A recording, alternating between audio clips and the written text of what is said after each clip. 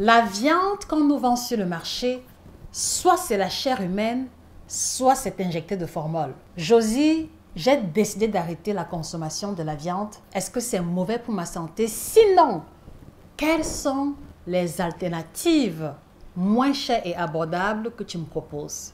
Telles étaient les paroles, mot pour mot, de Madame Lucie, une abonnée qui nous a fait savoir son ras-le-bol et son inquiétude. Et donc, dans cette vidéo, nous prenons l'initiative de vous présenter les autres aliments dans lesquels on peut retrouver les protéines, puisque c'est l'élément essentiel que l'on retrouve en général dans la viande. C'est en exclusivité sur Nutrition TV.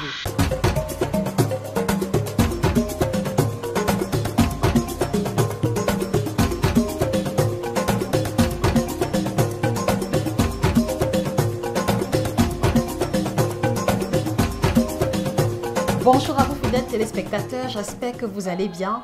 Je suis Josica, votre experte en nutrition tropicale, auteure de 12 ouvrages de nutrition que je vous invite humblement à vous procurer sur Amazon et à la FNAC pour aller en profondeur sur l'alimentation de chez nous. Alors, ce matin, nous prenons l'initiative de vous expliquer rapidement pourquoi est-ce que les protéines sont importantes et pourquoi est-ce qu'on ne peut pas supprimer définitivement ce groupe alimentaire de notre alimentation, tout en prenant soin de vous indiquer les autres aliments dans lesquels on peut retrouver les protéines autres que la viande, d'accord, ou alors autres que le poisson, puisque il y a des rumeurs de chair humaine, il y a des rumeurs, il est avéré que certains vendeurs de viande utilisent le formol et que certains vendent la chair humaine. Donc, voilà la thématique qui nous embarque dans une opération chirurgicale nutritionnelle. Merci de repartager la vidéo. La première raison pour laquelle on ne peut pas enlever définitivement les protéines de son alimentation, c'est que premièrement, ce sont des aliments dits constructeurs. Donc, ça veut dire que la chair que nous avons, d'accord, l'élasticité de la peau que nous avons, les muscles, le cœur, les reins sont essentiellement des tissus faits à majeure partie de protéines. Donc, ce qui suppose que si vous décidez d'arrêter de consommer les aliments riches en protéines, vous allez fragiliser vos organes et petit à petit, on va avoir ce qu'on va appeler le marasme. Donc, comme une fonte musculaire qui va affecter le fonctionnement général de l'organisme humain. Numéro 2, c'est grâce aux protéines qu'on a des cheveux, c'est grâce aux protéines qu'on a des ongles, c'est grâce aux protéines qu'on peut avoir un corps ferme, c'est grâce aux protéines que les os sont protégés et que également certains organes du corps sont protégés. Donc la chair humaine, si vous voulez, est un amas de protéines. Donc vous comprenez bien qu'il est impossible de survivre longtemps si on n'intègre pas de façon consistante ce groupe alimentaire de notre alimentation. Numéro 3, c'est un groupe alimentaire beaucoup plus important chez les femmes enceintes, chez les femmes qui allaitent, parce que comme elles portent en elles la vie et comme elles doivent produire du lait pour le nouveau-né, leurs besoins en protéines sont bien plus élevés qu'une personne ordinaire. Donc, logiquement, une femme enceinte ne serait pas en mesure d'avoir un bébé en bonne santé si elle ne mange pas de protéines ou si elle n'en mange pas assez. Logiquement, son fœtus aura peu de chances de survivre si elle est sous-alimentée ou si son alimentation est déficitaire en protéines. Et logiquement également, on aura un nourrisson qui aura de la peine à croître, qui ne va pas rencontrer sa croissance normale si l'alimentation de la femme qui allait est également déficitaire en protéines. Et le quatrième rôle que les protéines vont jouer dans l'organisme, c'est que c'est grâce à eux que s'effectue le processus de cicatrisation de plaies. C'est grâce à eux que les blessures béantes, parfois les brûlés de 3e, 5e degré, sont en mesure d'avoir une guérison ou une cicatrisation définitive grâce au groupe des protéines. Donc, vous allez remarquer justement que les personnes, par exemple, qui ne mangent pas correctement ou qui ne mangent pas assez de protéines ont de la peine à cicatriser rapidement, ou sont des personnes qui vont, par exemple, après une opération, rester de longs mois alités parce que le processus de cicatrisation n'est pas optimal. 5e rôle des protéines, et non pas des moindres, c'est l'essence du système immunitaire.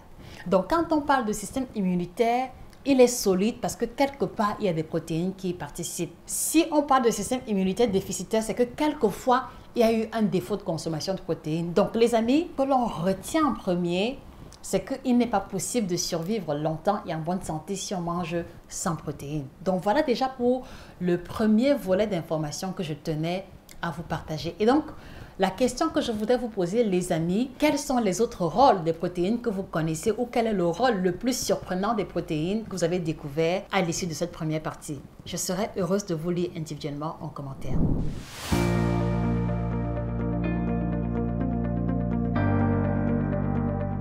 Alors, maintenant qu'il y a le scandale des viandes formulisées, de la chair humaine qui est commercialisée, il y a certaines personnes comme maman Lucie qui ont décidé d'arrêter avec la consommation de la viande. Donc, la bonne nouvelle, c'est que on peut arrêter avec la consommation de la viande et du poisson et continuer d'avoir des apports conséquents en protéines, mais il y a quand même 2-3 éléments importants sur lesquels il faudra faire attention. Donc, où est-ce qu'on va retrouver les protéines? Voilà, quels sont les aliments autres que la viande, autres que le poisson qui contient des protéines? Numéro 1, on va avoir les termites. Donc, les termites sont une excellente source de protéines. Numéro 2, on aura les chenilles.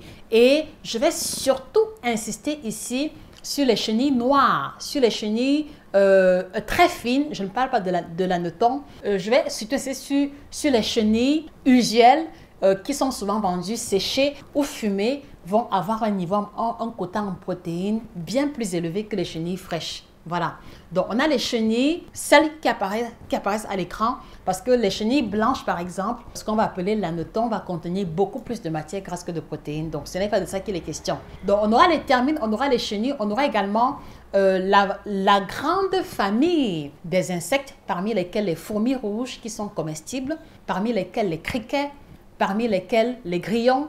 En tout cas, vous connaissez les insectes mieux que nous, d'accord? Donc, l'entomophagie, aujourd'hui, se présente comme une excellente alternative, voilà, pour ceux qui n'ont pas assez de moyens ou qui craignent le risque que l'on court en consommant de la viande pour laquelle on n'a pas de traçabilité. Donc, je préfère commencer par là parce que je trouve que c'est une source de protéines qui est abordable et qu'on peut trouver le moyen d'avoir chez soi ou qu'on peut produire par soi-même. Donc, voilà pour la première série. Alors, deuxième série alimentaire, on aura par exemple les graines de courge qui contiennent beaucoup de protéines à l'intérieur. On aura le haricot à œil noir qu'on appelle le coquille ou qu'on appelle le niébé, haricot blanc, haricot rouge, haricots de toutes couleurs que ce soit, sont également de bonnes sources en protéines.